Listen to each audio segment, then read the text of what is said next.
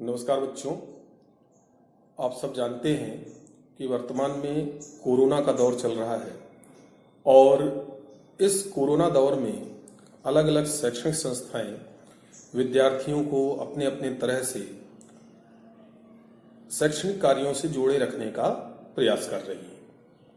इसी दौर में एक निजी विद्यालय ने ओपन बुक आधारित त्रैमासिक परीक्षा ली। उसका प्रश्न पत्र मुझे प्राप्त हुआ। आज हम उस प्रश्न पत्र के सभी प्रश्नों के उत्तर पर विस्तार से चर्चा करेंगे। ठीक है, बहुत जल्दी जल्दी हम बात करेंगे। तो अगर आपको नोट करना है तो स्क्रीनशॉट लेकर या वीडियो को पुश करके आप प्रश्न और उनके उत्तर नोट कर लेंगे। ठीक है, इसमें कुल 31 क्वेश्चंस थे और 100 अंक का पूरा यह प्रश्न पत्र है। इसमें शुरू के 10 प्रश्न 2 अंक के हैं, फिर 10 प्रश्न 3 अंक के हैं और फिर 5 प्रश्न 4 अंक के हैं और 6 प्रश्न 5 अंक के हैं। इस तरह से कुल 100 अंकों का यह प्रश्न पत्र है। तो चलिए हम इस प्रश्न पत्र के प्रश्नों और उसके उत्तरों पर विस्तार से चर्चा करते हैं। ठीक है, चलिए तो इस निजी स्कूल के ओपन बुक क्वार्टरली एग्जाम के क्वेश्चन पेपर का पहला प्रश्न था, फलक केंद्रित घनीय जालक की एकक कोष्ठिका में कितने जालक बिंदु होते हैं। ठीक है, तो बहुत जल्दी जल्दी हम देखेंगे। तो फलक केंद्रित घनी जालक की एकक कोष्ठिका में कुल कितने बिंदु होंगे? 8 होंगे कोने पर और 6 फलकों के केंद्र पर, मतलब 8 और 6 14, कुल 14 जालक बिंदु होंगे। दूसरा क्वेश्चन था NaOH के 0.25 मोल प्रति लीटर विलयन का अर्थ है। तो बहुत ही सिंपल है, 0.2 मोल प्रति लीटर, इसका मतलब NaOH के 0.2 मोल 1 लीटर विलयन में घुले हुए हैं। अगला प्रश्न था, क्या आप जिंक के पात्र में कॉपर सल्फेट का विलयन रख सकते हैं? तो नहीं रख सकते। क्यों नहीं रख सकते? क्योंकि जिंक कॉपर से अधिक क्रियाशील होता है। ठीक है, तो यह कॉपर सल्फेट के विलयन से क्रिया करके उसे CuSO4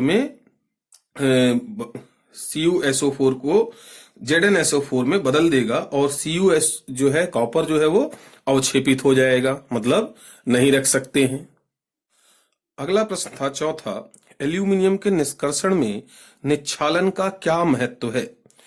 तो निष्कर्षण में निच्छालन करने से जो बॉक्साइट में और इस उपस्थित अशुद्धियां हैं SiO2, Fe2O3 आदि, ये निष्कासित हो जाती हैं। ठीक है, पांचवा प्रश्न था, ताप बढ़ाने पर भौतिक अधिशोषण क्यों घटता है? तो ताप बढ़ाने पर भौतिक अधिशोषण घटता है क्यों? क्योंकि अधिशोषण क्या है? ऊष्माक्षेपी प्रक्रम है और ले-सातैलीय के नियम के अनुसार ताप बढ़ाने पर साम्य पश्च दिशा में आ जाएगा। ठीक है, जिसके कारण अधिशोषण घट जाएगा। छठवां प्रश्न था इसका, आकाश नीला क्यों दिखाई देता है? तो हमें पता है कि आकाश में धूल आदि के कोलाइडी कण होते हैं। ये कोलाइडी कण प्रकाश के विभिन्न रंगों में से नीले रंग के प्रकाश का प्रकीर्णन करते हैं, जिसके कारण आकाश नीला दिखाई देता है। और सातवां प्रश्न था, अमोनिया के क्वथनांक फास्फीन से अधिक होता है क्यों? तो बहुत ही आसान सा प्रश्न है, क्योंकि अमोनिया के अणुओं के बीच में हाइड्रोजन बंध पाए जाते हैं और फास्फीन के अणुओं के बीच में वांडर वाल बल पाया जाता है और हाइड्रोजन बल क्या है? वांडर वाल बल से प्रबल होता है, इसलिए अमोनिया का क्वथनांक फास्फीन से अधिक होगा। अगला प्रश्न था, जैव रसायन को परिभाषित कीजिए। तो बहुत सी सिंपल सी चीज है। जैव रसायन विज्ञान की शाखा है जिसमें जीवों में उपस्थित विभिन्न जटिल जैव अणुओं तथा सजीवों में होने वाली रासायनिक अभिक्रियाओं का अध्ययन किया जाता है। ठीक है। इसी प्रकार इस प्रश्न पत्र का 9वां प्रश्न था, पीवीसी एवं ग्लिप्टल के एकलकों के नाम लिखिए। तो ये तो याद रखने वाली चीज है कि पीवीसी का एकलक होता है विनाइल क्लोराइड और ग्लिप्टल का एकलक होता है थैलिक अम्ल तथा एथिलीन ग्लाइकॉल। 10वां प्रश्न था इस प्रश्न पत्र का, पेनिसिलिन का सामान्य संरचना सूत्र लिखिए। ठीक है, तो पेनिसिलिन का सामान्य संरचना सूत्र है, इसमें एल्किल मूलक कार्बोनिल समूह से और फिर ये इसका कार्बन NH से और फिर ये कार्बन से जुड़ा होता है इस तरह से, है ना। तो इसको आप अपने मस्तिष्क में व्यवस्थित रूप से जमा लें। अगला प्रश्न था 11वां, 4N मतलब 4 नॉर्मल HCl के 40 मिलीलीटर में कितना जल मिलाया जाए कि प्राप्त विलयन की नॉर्मलता N/10 हो जाए। तो हमें पता है कि इस तरह से तनुकरण से संबंधित प्रश्नों को हम जो हल करते हैं वो क्या है, N1V1 बराबर N2V2, मतलब जो विलयन दिया गया है उसकी नॉर्मलता उसका आयतन और जिसका निकालना है उसकी नॉर्मलता उसका आयतन। तो दिया हुआ है 4 नॉर्मल 40 ml, निकालना है 1/10 नॉर्मल विलयन का आयतन। तो इसमें V2 निकाल लेंगे, क्या हो जाएगा 4 × 40 × 10 1600।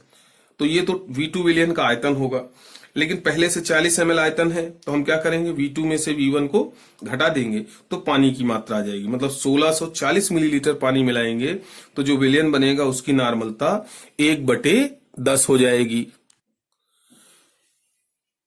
अगला प्रश्न था SCP, CCP एवं BCC की संकुलन क्षमता लिखिए।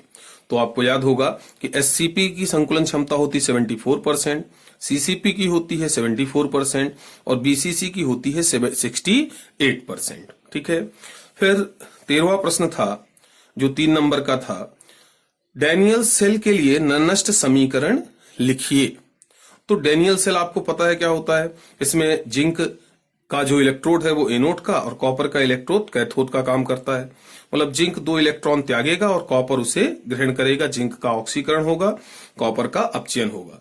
तो इसके लिए 298 केल्विन पर हम डैनियल नरस समीकरण लिखेंगे, ई सेल बराबर E0 माइनस 0.0591/2 लॉग बेस यहाँ क्या होता है 10 Zn2 प्लस आयन, है ना, क्योंकि जिंक इसमें बदल रहा है Zn2 प्लस में, अपॉन Cu2 प्लस आयन। ठीक है, क्योंकि Cu का अपचयन होगा तो वो किसमें बदलेगा, Cu2 प्लस में। अगला प्रश्न था, ये भी 3 नंबर का था, क्या होगा यदि जल योजित फेरिक ऑक्साइड सॉल में NaCl वैद्युत अपघट्य मिलाया जाता है। तो जब हम NaCl मतलब विद्युत अपघट्य को फेरिक ऑक्साइड में मिलाएंगे तो फेरिक ऑक्साइड क्या है, एक धनावेशित कोलाइडी कण होता है। तो इसमें NaCl में उपस्थित Cl- आयन इसको उदासीन कर देंगे, जिसकी वजह से इसका स्कंदन हो जाएगा, मतलब ये स्कंदित हो जाएगा। 15वां प्रश्न था इस प्रश्न पत्र का, जिंक ब्लेड से जिंक के निष्कर्षण में होने वाली रासायनिक अभिक्रियाओं को लिखिए। तो देखिए जिंक ब्लेड मतलब ZnS। तो जिंक ब्लेड जो है इसको जब ऑक्सीजन के प्रवाह में गर्म करते हैं तो ये क्या होगा, पहले जिंक ऑक्साइड में बदलेगा, लेकिन इसी तापमान पर कुछ जिंक ब्लेड मतलब ZnS जिंक सल्फेट में भी बदल जाता है। इसलिए जब ये क्रिया पूर्ण हो जाती है तो ताप को और बढ़ा देते हैं, तो जो जिंक सल्फेट बना हुआ है वो फिर से जिंक ऑक्साइड में अपघटित हो जाता है। ठीक है, उसके बाद फिर जिंक ऑक्साइड का हम कार्बन द्वारा अपचयन करते हैं विभिन्न विधियों से, तो अपचयन करने पर जिंक प्राप्त हो जाता है। ये क्रियाएं होती हैं। हमने यहाँ ये भी ले लिया है कि अगर जिंक ब्लेड की जगह कैलोमल लिया जाए, ZnCO3 लिया जाए, तो उसके साथ भी पहले जिंक ऑक्साइड ही बनेगा। चलिए अगले प्रश्न पे बात करते हैं। अगला प्रश्न था, ट्राई हैलाइडों से पेंटा हैलाइड अधिक सहसंयोजक होते हैं, क्यों? तो इतना तो आपको ध्यान रखना है कि जिस भी आयन पर धनावेश की मात्रा अधिक होती है उसकी सहसंयोजकता भी अधिक होती है। तो ट्राई हैलाइडों में क्या होता है, हेलोजन पर +3 धनावेश होता है, लेकिन पेंटा हैलाइडों पर क्या होता है, हेलोजन पर +5 धनावेश होता है ना। यही कारण है कि ट्राई हैलाइडों की अपेक्षा पेंटा हैलाइड अधिक सहसंयोजक होते हैं। ठीक, अब अगला प्रश्न था 17वां, ये भी 3 नंबर का प्रश्न था, N2O5 में नाइट्रोजन की सह संयोजकता क्या है? तो अगर हम N2O5 नाइट्रोजन पेंटाऑक्साइड की संरचना देखें तो हमें देखने में ये मिलेगा। तो नाइट्रोजन जो है एक द्विबंध से ऑक्सीजन से और दो एकल बंधों से ऑक्सीजन से जुड़ा होता है। तो टोटल इसकी संयोजकता कितनी हुई? 1 2 3 4। इसका मतलब N2O5 में नाइट्रोजन की सह संयोजकता 4 होती है। इस प्रश्न पत्र का अगला प्रश्न था प्रश्न क्रमांक 18। प्रोटीन की संरचना पर विकृतीकरण का क्या प्रभाव पड़ता है? विकृतीकरण मतलब खराब होना। तो जब प्रोटीन का विकृतीकरण होता है तो उसकी जो द्वितीयक और तृतीयक संरचना होती है वो उसके कारण विकृत हो जाती है, लेकिन उसकी प्राथमिक संरचना पर कोई प्रभाव नहीं पड़ता है ना। और प्रोटीन की जब द्वितीयक और तृतीयक संरचनाएं विकृत होती हैं तो प्रोटीन के जो अपना सामान्य जैविक कार्य होता है वो प्रोटीन अपना सामान्य जैविक कार्य करना बंद कर देती है। चलिए अगले प्रश्न की बात करते हैं। अगला प्रश्न था ब्यूना एन, ब्यूना एस और डेक्रॉन के एकलकों के नाम व संरचना लिखिए। तो बहुत आसान था, याद रखने वाला प्रश्न था ये। ब्यूना एस में दो एकलक इकाइयां होती 1,3-ब्यूटाडाइन और स्टाइरिन। 1,3-ब्यूटाडाइन का संरचना सूत्र क्या है? CH2 double bond CS single bond CH double bond CH2। और स्टाइरिन का क्या होता है? C6H5 CH double bond CH2। Buna N ये दो एकलक इकाइयों से बनता है 1,3-ब्यूटाडाइन और एक्रिलोनाइट्राइल। 1,3-ब्यूटाडाइन का संरचना सूत्र है CH2 double bond CS single bond CH double bond CH2। और एक्रिलोनाइट्राइल का क्या होता है? CH2 double bond CS single bond CN। Dacron, Dacron इसमें भी दो एकलक इकाइयां हैं एथिलीन ग्लाइकॉल और टेरेप्थेलिक अम्ल। एथिलीन ग्लाइकॉल का संरचना सूत्र होता है OH CH2 CH2 OH और टेरेप्थेलिक C6H4 COOH होल ट्वाइस। ठीक है, तो ये होता है, याद रखना है। अगला प्रश्न था 20वां, यह भी 3 नंबर का प्रश्न था। किस वर्गीकरण के आधार पर वक्तव्य रेनिटिडीन अम्ल है दिया गया? तो ये वर्गीकरण था, आधार था भेषज गुण विज्ञानी, क्योंकि रेनिटिडीन का मतलब क्या होता है? आमाशय में उपस्थित अम्ल के आधिक्य को उदासीन करने वाला रसायन है ना। तो इसलिए ये जो वर्गीकरण है ये भेषज गुण विज्ञानीय वक्तव्य के आधार पर दिया हुआ है। ठीक है, तो यहां पर 3 अंक के प्रश्न इस प्रश्न पत्र के समाप्त होते हैं। अब अगला प्रश्न 21वां जो कि 4 अंक का था, इसमें कहा गया था वाष्प दाब में आपेक्षिक अवनमन क्या है? इसके आधार पर वाष्पशील विलेय के आणविक द्रव्यमान की गणना कीजिए। तो बहुत आसान सा प्रश्न था। वाष्प दाब का आपेक्षिक अवनमन, तो हमको पता है कि वाष्पशील विलायक में अवाष्पशील विलेय मिलाकर विलयन बनाने पर विलयन में विलायक के वाष्प दाब में होने वाली कमी को वाष्प दाब अवनमन कहते हैं, तथा वाष्प दाब अवनमन व शुद्ध विलायक के वाष्प दाब के अनुपात को वाष्प दाब का आपेक्षिक अवनमन कहा जाता है। ठीक है, तो वाष्प दाब अवनमन और शुद्ध विलायक के वाष्प दाब के अनुपात को वाष्प दाब का आपेक्षिक अवनमन कहते हैं। तो अब गणितीय रूप में बात करें तो क्या कह रहे हैं? वाष्प दाब का आपेक्षिक अवनमन बराबर होता है किसके? वाष्प दाब अवनमन और शुद्ध विलायक के वाष्प दाब के। और वाष्प दाब अवनमन क्या कहलाता है? शुद्ध विलायक का वाष्प दाब और विलयन में विलायक के वाष्प दाब का अंतर बटे शुद्ध विलायक का वाष्प दाब। तो इसको गणितीय रूप में सूत्र के रूप में लिखा जा सकता है वाष्प दाब का आपेक्षिक अवनमन बराबर P0 minus PS upon P0। यहाँ P0 हम मान रहे हैं शुद्ध विलायक का वाष्प दाब है और PS विलयन में विलायक का वाष्प दाब है। अब आणविक द्रव्यमान की गणना इसकी सहायता से हम कैसे कर सकते हैं? तो देखिए, राउल्ट का नियम है जो कहता है वाष्प दाब का आपेक्षिक अवनमन विलेय के मोल प्रभाज के बराबर होता है। तनु विलयनों के लिए बात करें तो विलयन में जो विलेय की मात्रा होगी वो विलायक की तुलना में नगण्य होगी, मतलब यहां हम N2 को नगण्य मान सकते हैं। तो ये हो जाएगा P0 minus PS upon P0 बराबर N1 अपॉन N2, समीकरण 1। अब अगर हम माना W1 ग्राम विलेय को W2 ग्राम विलायक में घोलकर विलयन बनाया गया है। विलयन में विलायक व विलेय के अनुभार क्रमशः M2 व M1 है। ठीक है, तो हम यहां पर दोनों के मोलों की संख्या लिख सकते हैं और इस तरह से विलेय के मोलों की संख्या क्या हो जाएगी? W1 upon M1। और विलायक के मोलों की संख्या हो जाएगी W2/M2। अब ये विलेय और विलायक मतलब N1 और N2 के मान हम समीकरण 1 में रख दें तो क्या हो जाएगा, P0 माइनस PS/P0 बराबर W1/M1 बटे W2/M2। इसको हर से अंश में ले जाएंगे तो क्या हो जाएगा, P0 माइनस PS/P0 बराबर W1/M1 गुणित M2/W2। व्यवस्थित करके इसको ऐसा भी लिख सकते हैं, P0 माइनस PS/P0 बराबर W1/W2 गुणित M2/M1। ठीक है, तो अगर यहां पर हमको विलायक का वाष्पदाब P0, विलयन का वाष्पदाब PS, विलेय का द्रव्यमान W1, विलायक का द्रव्यमान W2 और विलायक का अणुभार M2 ज्ञात हो तो हम इन सब के मान रख के समीकरण 2 में M1 की गणना मतलब विलेय के आणविक द्रव्यमान की गणना कर सकते हैं। अब हमारा अगला प्रश्न था 4 अंक का 22वां, विशिष्ट चालकता व आणविक चालकता को समझाइए। विशिष्ट चालकता व आणविक चालकता को समझाइए। तो देखिए विशिष्ट चालकता को किससे दर्शाते हैं, कप्पा से। तो प्रति घन सेंटीमीटर विलयन का जो प्रतिरोध होता है जब हम उसको व्युत्क्रम करें तो उसका व्युत्क्रम मान क्या कहलाता है, विशिष्ट चालकता। ठीक है, प्रति घन सेंटीमीटर विलयन के प्रतिरोध के व्युत्क्रम को विशिष्ट चालकता कहते हैं।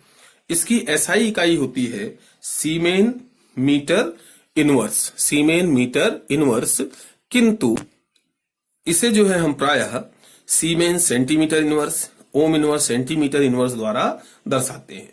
तो कप्पा बराबर क्या कह रहे हैं, विशिष्ट प्रतिरोध का व्युत्क्रम। विशिष्ट प्रतिरोध क्या होता है, रो। ठीक है, तो रो का मान लिखने पर इसको हम क्या लिख सकते हैं, L/RA। और ये ध्यान रहे इसको क्या लिख सकते हैं, ये हो जाएगा 1/R अपॉन 1/L/A। तो L/A क्या कहलाता है, सेल स्थिरांक। तो इन सभी संबंधों द्वारा विशिष्ट चालकता को दर्शाया जा सकता है। कप्पा क्या है, विशिष्ट चालकता है, रो यहाँ पर विशिष्ट प्रतिरोध है, L चालक की लंबाई है, A चालक के अनुप्रस्थ काट का क्षेत्रफल है, R प्रतिरोध है, यहाँ पर C सेल की चालकता है और G स्टार सेल स्थिरांक है। इसे आधुनिक में G स्टार से दिखाया जाता है।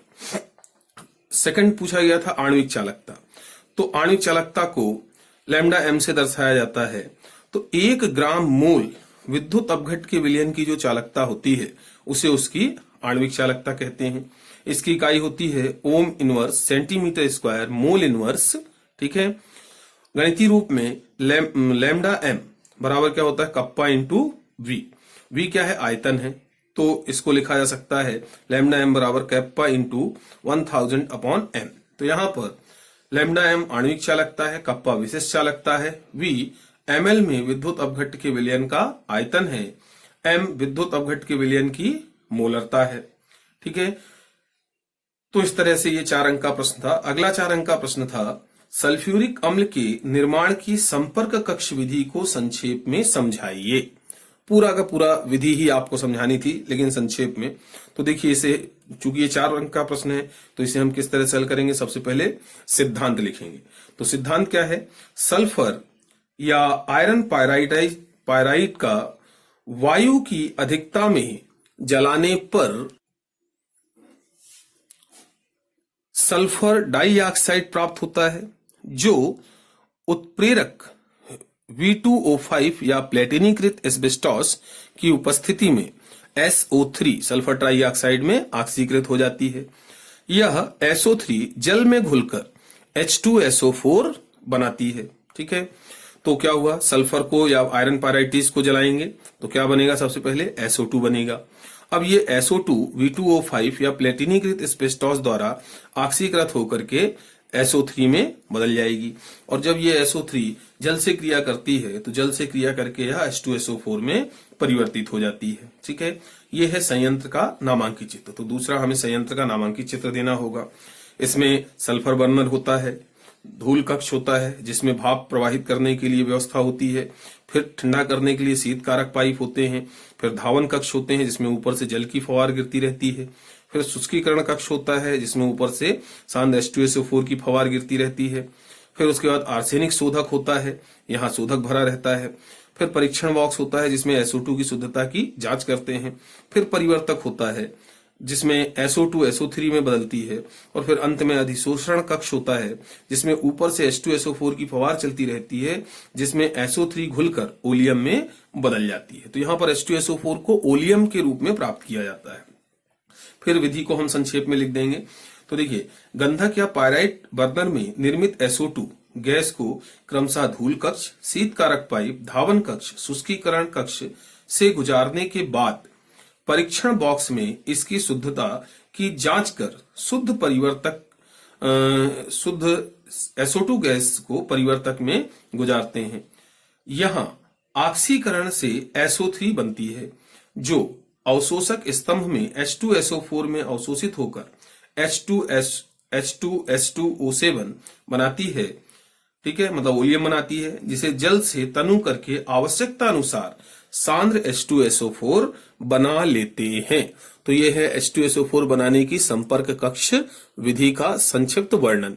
ठीक है, इस तरह से आप लिखेंगे तो पूरे के पूरे 4 अंक मिलेंगे। तो यहां पर क्या हुआ, SO3 ने H2SO4 में घुली और वो क्या बनाया, ओलियम। और फिर ये ओलियम को जब हमने जल से तनु किया तो सल्फ्यूरिक अम्ल बन गया। चलिए अगला प्रश्न लेते हैं जो 4 अंक का था। प्रश्न क्रमांक 24, बहुत आसान सा। यह विटामिन B12 A, C व D के रासायनिक नाम व इनकी कमी से होने वाले रोगों के नाम लिखिए। तो याद रखने वाले प्रश्न हैं, याद रखिएगा। विटामिन B12 को साइनोकोबाल्मिन कहते हैं। इससे प्राणनाशी रक्तता, जानलेवा खून की कमी हो जाती है। विटामिन A को रेटिनॉल कहते हैं। इससे रतौंधी जैसी खतरनाक बीमारी होती है। विटामिन C को एस्कार्बिक अम्ल कहते हैं। इससे स्कर्वी जैसा रोग होता है। और विटामिन D को कैल्सीफेरॉल कहते हैं। इससे रिकेट्स जैसा रोग होता है। ठीक है, अगला प्रश्न था साबुन एवं डिटर्जेंट में अंतर लिखिए। 4 अंक का प्रश्न था, 4 अंतर लिखने पर्याप्त थे। तो साबुन क्या होते हैं, उच्चतर वसा अम्लों के सोडियम या पोटेशियम लवण होते हैं, जबकि डिटर्जेंट लंबी श्रृंखला वाले एल्काइल प्रतिस्थापित बेंजीन सल्फोनिक अम्ल या लंबी श्रृंखला वाले एलिफेटिक एल्कोहलों में सल्फ्यूरिक अम्ल के साथ निर्मित एस्ट्रों के सोडियम लवण होते हैं। ठीक है, याद रखना है। साबुन कठोर जल में झाग नहीं देते हैं या कम देते हैं, और डिटर्जेंट कठोर और मृदु दोनों जल में झाग देते हैं। साबुन में सफाई करने का गुण डिटर्जेंट से कम होता है, जबकि डिटर्जेंट में सफाई करने का गुण साबुन से काफी अधिक होता है। साबुन जो है उसमें ऊनी कपड़ों को साफ करने की क्षमता कम होती है, मतलब ऊनी कपड़ों पर कम प्रभावी होता है, जबकि डिटर्जेंट साबुन की अपेक्षा ऊनी कपड़ों पर अधिक प्रभावी होता है। 4 अंक का प्रश्न था, 4 पॉइंट लिखना पर्याप्त था। अगला प्रश्न था 26वां, जो कि 5 नंबर का था। निम्नलिखित पर संक्षिप्त टिप्पणियां लिखिए। प्रतिजैविक, प्रशांतक, उर्वरता रोधी दवाएं, डिटर्जेंट, दर्दनाशी, पीड़ाहारी। ठीक है, तो परिभाषाएं और सूत्र लिखना यहां पर पर्याप्त है। प्रतिजैविक की आधुनिक परिभाषा है पूर्ण अथवा आंशिक रूप से संश्लेषित उन पदार्थों को प्रतिजैविक कहा जाता है जो कम सांद्रता में सूक्ष्मजीवों के उपापचयी प्रक्रमों में अवरोध उत्पन्न करके उनकी वृद्धि को रोकते हैं अथवा उनका विनाश करते हैं, जैसे पेनिसिलिन, स्ट्रेप्टोमाइसिन। दूसरा था प्रशांतक। तो हमें ज्ञात है कि रसायन जिनका प्रयोग छोटी बड़ी मानसिक बीमारियों के उपचार में किया जाता है प्रशांतक कहलाते हैं। ये नींद की गोलियों के आवश्यक घटक होते हैं, जैसे वेरोनल, रेसरप्रिन आदि। तीसरा था उर्वरता रोधी दवाएं। इसे प्रतिजनन क्षमता औषध अर्थात एंटी फर्टिलिटी ड्रग कहा जाता है। तो वे रसायन जिनका उपयोग महिलाओं में गर्भधारण रोकने में किया जाता है उन्हें उर्वरता रोधी दवाएं कहते हैं। इसमें एक प्रचलित नाम है, एक प्रचलित जनन नियंत्रण गोली इनोवेट ई में क्या होता है, नार एथिनड्रान जो कि प्रोजेस्टेरॉन का व्युत्पन्न है, और एथाइनिल एस्ट्राडाइल जो कि नो एस्ट्रॉल जो कि एक एस्ट्रोजन है होता है, इससे बना रहता है। अगला था डिटर्जेंट, मतलब अपमार्जक, हिंदी में अपमार्जक भी कहते हैं। तो लंबी हाइड्रोकार्बन श्रृंखला युक्त सल्फ्यूरिक अम्ल या सल्फोनिक अम्ल के सोडियम लवण डिटर्जेंट कहलाते हैं। ये साबुन नहीं होते हैं, ध्यान रखना, ये साबुन नहीं होते हैं, लेकिन साबुन के समान कार्य करते हैं। इन्हें साबुन रहित साबुन भी कहते हैं। सोडियम सेरिल सल्फेट, सोडियम लॉरिल सल्फेट आदि कुछ उदाहरण हैं। फिर दर्दनाशी पीड़ाहारी, नाम में ही लिखा है। तो रसायन जो दर्द या पीड़ा को कम अथवा दूर करते हैं दर्द निवारक कहलाते हैं, दर्दनाशी पीड़ाहारी कहलाते हैं। जैसे मार्फिन सौपक प्रकार का दर्द निवारक है जिसकी आदत पड़ जाती है, और पैरासीटामोल असौपक प्रकार का दर्द निवारक है जिसकी आदत नहीं पड़ती। तो ये 5 अंक का प्रश्न था। अब 27वां प्रश्न लेते हैं, यह भी 5 अंक का था। ग्लाइकोजन क्या होता है, यह स्टार्च से किस प्रकार भिन्न है? तो ध्यान रखना, जंतुओं के शरीर में कार्बोहाइड्रेट ग्लाइकोजन के रूप में संचित रहता है। इसे जंतु स्टार्च भी कहते हैं क्योंकि इसकी संरचना एमाइलोपेक्टिन के समान होती है, लेकिन यह इससे अत्यधिक शाखित होता है। यह यकृत तथा पेशियों में संचित रहता है। जब हमारे शरीर को ग्लूकोज की आवश्यकता होती है तब एंजाइम ग्लाइकोजन को ग्लूकोज में परिवर्तित कर देता है। दूसरी ओर स्टार्च एमाइलोस जो कि 10 से 20% रहता है, जो कि जल में विलय होता है, तथा एमाइलोपेक्टिन 80 से 85% जो कि जल में अविलय होता है, इसका मिश्रण होता है। ठीक है, क्या होता है? ये स्टार्च कहलाता है। ग्लाइकोजन तथा एमाइलोपेक्टिन दोनों अल्फा डी ग्लूकोज के शाखित बहुलक होते हैं। ठीक है, तो और स्टार्च जो है वो पौधों का प्रमुख संचित पॉलीसैकेराइड है। इतना लिखना आपके लिए पर्याप्त है। अगला प्रश्न 28वां, ये भी 5 नंबर का था।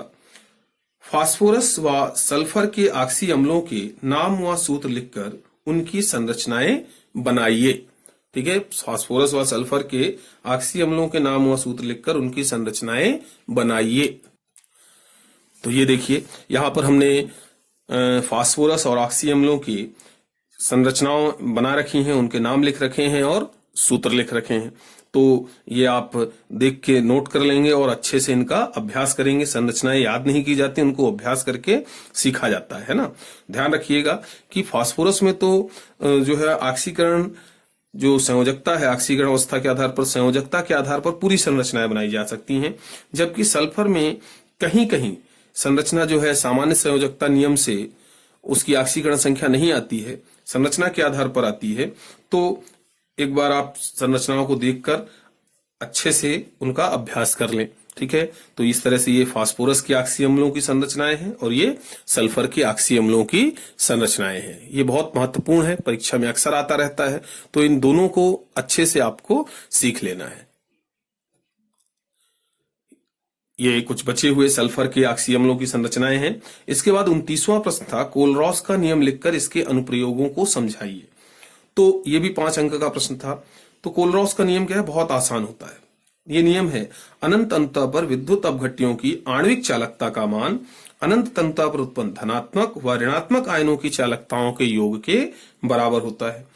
तो अगर हम बात करें कि ऋणायन ए जो है की चालकता है लैम्डा इनफाइनाइट ए और धनायन की चालकता है लैम्डा इनफाइनाइट सी, और ये एक्स और वाई इनकी सांताएं हैं, तो इन दोनों का योग ही क्या कहलाएगा? अनंत अंतः पर आणविक चालकता। अनुप्रयोग की बात करें तो यहां समझाना है, तो हम संक्षेप में लिखने पड़ेंगे। तो देखिए, दुर्बल विद्युत अपघट्यों की सीमांतक आणविक चालकता की गणना। तो कोलरॉस के नियम की सहायता से अनंत अनुता पर प्रबल विद्युत अपघट्यों की आणविक चालकताओं की सहायता से दुर्बल विद्युत अपघट्यों की आणविक चालकता की गणना की जा सकती है। जैसे अनंत अनुता पर प्रबल विद्युत अपघट्यों CH3 COONA HCl व NaCl की आणविक चालकता की सहायता से दुर्बल विद्युत अपघट्य CH3 COOH की आणविक चालकता निम्न प्रकार ज्ञात की जा सकती है। तो इसके लिए हम क्या करेंगे? एसिटिक अम्ल की आणविक चालकता निकालनी है, तो CH3 COONA और HCl की आणविक चालकता को जोड़कर उसमें से NaCl की आणविक चालकता को घटा देंगे। दूसरा अनुप्रयोग है दुर्बल विद्युत अपघट्यों की आयनन की मात्रा की गणना। तो आयनन की मात्रा मतलब अल्फा क्या होता है? किसी भी तनुता पर आणविक चालकता व अनंत तनुता पर आणविक चालकता के अनुपात के बराबर होती है। अतः कोलरॉस के नियम से अनंत तनुता पर दुर्बल विद्युत अपघट्यों के आणविक चालकता की गणना कर दुर्बल विद्युत अपघट्यों की आयनन की मात्रा की गणना की जा सकती है ना। तो आयनन की मात्रा बराबर क्या हो जाएगा, किसी भी तंतुता पर आणविक चालकता बटे अनंत तंतुता पर आणविक चालकता। और अनंत तंतुता पर आणविक चालकता हम धनायनों और ऋणायनों की चालकताओं को जोड़कर निकाल सकते हैं। तो इस तरह से कोलरॉस के नियम से हम आयनन की मात्रा भी निकाल सकते हैं। अब अगला अनुप्रयोग है अल्प विलेय लवण की विलेयता की गणना। तो कोलरॉस के नियम की सहायता से हम आणविक चालकता को ज्ञात करके, ये सूत्र है विलेयता बराबर kappa into 1000 upon lambda infinite plus lambda infinite minus, मतलब धनायन की चालकता और ऋणायन की चालकता का योग। इससे हम दुर्बल विद्युत अपघट्ट की विलेयता भी निकाल सकते हैं। ठीक है। अगला अनुप्रयोग है जल के आयनिक गुणनफल का निर्धारण। ठीक है।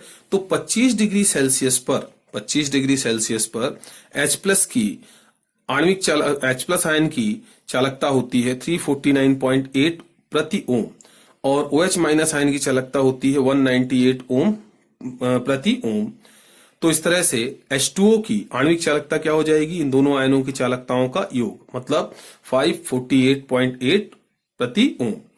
अब हम यहां से आणविक चालकता से हम इसकी सांद्रता की गणना कर सकते हैं। तो सांद्रता क्या हो जाएगी, आणविक चालकता हमें मिल गई, इसका मान रख करके जल की विशिष्ट चालकता क्या होती है 5.54 into 10 to the power minus 8 25 degree Celsius पर। तो हम गणना करेंगे तो हमें सांद्रता मिलती है 1 गुणित 10 की घात 7 मोल प्रति लीटर। ठीक है। अब इसका मतलब क्या होगा कि जल में जितने मोलरता सांद्रता H प्लस की होगी उतनी ही OH माइनस की होगी। तो अब हमें क्या करना है, आयनिक गुणनफल निकालना है। तो दोनों आयनों की सांद्रताओं का गुणनफल कर लेंगे, मतलब 1 गुणित 10 की घात ऋण 7 गुणित 1 गुणित 10 की घात ऋण 7 H प्लस और OH माइनस की सांद्रता। तो फाइनली क्या होगा, गुणा में घातें जुड़ जाती हैं, तो 1 गुणित 10 की घात ऋण 14। ठीक है। तो इस तरह से आप लिखेंगे तो आपको पूरे 5 अंक मिलेंगे, कहीं से कोई अंक कटने की कोई संभावना नहीं होगी। अगला प्रश्न था 30वां प्रश्न पत्र का, एक डेनियल सेल का 25 डिग्री सेल्सियस पर EMF ज्ञात कीजिए जिसमें ZnSO4 तथा CuSO4 विलयनों के सांद्रण क्रमशः 0.001 m तथा 0.1 m हो। उस सेल का मानक विभव 1.1 वोल्ट है। तो बहुत ही आसान सा प्रश्न था। तो देखिए, डेनियल सेल है तो इसमें जिंक एनोड और कॉपर कैथोड होता है। इसके लिए ननस समीकरण इसी प्रश्न पत्र में एक बार आ चुका है, हम बात कर चुके हैं, है ना। क्या हो जाएगा, E equal to E0 2.303 RT upon 2F log Cu2 plus upon Zn2 plus. तो यहां पर सेल विभव कितना दिया हुआ है, मानक सेल विभव 1.1 और 298 केल्विन पर 2.303 R अपॉन F का मान क्या होता है 0.0591। ठीक है। और यहां पर 2 इलेक्ट्रॉन का चेंज हो रहा है, इसलिए बटे 2 है। ठीक। तो log बेस 10 Cu2 प्लस की सांद्रता कितनी दी हुई है 0.1 और Zn2 प्लस की सांद्रता कितनी दी हुई है 0.001। ठीक है। भाग देंगे कितना आ जाएगा, 100 आएगा। 100 का लॉग क्या होता है 2। ठीक है। तो इस तरह से 100 का लॉग मतलब 10 की घात 2 और 10 का लॉग बेस 10 का मान क्या होता है 1। तो 1 गुणित 2 बराबर 2। तो 100 का लॉग हो जाएगा 2। तो 1.1 धन 0.0591 टोटल कितना आएगा 1.1591 वोल्ट। ये हमारा उत्तर हो जाएगा। ठीक है। पूरे 5 अंक मिलेंगे, कहीं से कोई अंक नहीं कटेंगे। अगला और अंतिम प्रश्न था 5 अंक का, क्वथनांक एवं क्वथनांक उन्नयन को परिभाषित कर इसका विलेय के अणुभार से संबंध स्थापित कीजिए। तो क्वथनांक क्या है, वह ताप जिस पर द्रव का वाष्प दाब वायुमंडलीय दाब के बराबर होता है उसका क्वथनांक कहलाता है। ठीक है। और क्वथनांक उन्नयन मतलब वाष्पशील विलायक में अवाष्पशील विलेय मिलाकर विलयन बनाने पर विलयन में विलायक के क्वथनांक में होने वाली वृद्धि क्वथनांक उन्नयन कहलाती है। इसका मान विलयन की मोललता के समानुपाती होता है। ठीक है। तो मतलब डेल टी भी समानुपाती किसका होता है m के। अब हमें संबंध भी निकालना है, तो क्वथनांक उन्नयन व विलेय के अणुभार में संबंध। तो हमको पता है कि क्वथनांक उन्नयन का मान विलयन की मोललता के समानुपाती होता है। समानुपाती का निशान हटाएंगे, स्थिरांक लेंगे, यहाँ स्थिरांक लिखा जाता है Kb, जो कि क्वथनांक उन्नयन स्थिरांक कहलाता है। अब मोललता की परिभाषा से हम मोललता लिख सकते हैं क्या, विलेय का द्रव्यमान Wb से दर्शाते हैं, विलेय का अणुभार Mb गुणित 1000 बटे विलायक का ग्राम में द्रव्यमान Wa। अब m का जो मान है WB बटे MB गुणित 1000 बटे WA, इसे हम समीकरण 1 में यहां रख दें तो क्या हो जाएगा, डेल TB बराबर KB गुणित WB अपॉन MB गुणित 1000 बटे WB। तो हमें यहाँ अनुभार से संबंध दिखाना था, तो अनुभार को पक्षांतरित करके लिख देते हैं, MB बराबर KB गुणित WB गुणित 1000 बटे डेल TB गुणित WA। ठीक है, यही जो है संबंध है क्वथनांक उन्नयन और विलेय के अनुभार में। ठीक है, तो ये हमारे पूरे इस प्रश्न पत्र के 31 प्रश्न हुए। तो ये जो प्रश्न पत्र था कुल 100 अंक का था और इसमें 31 प्रश्न थे।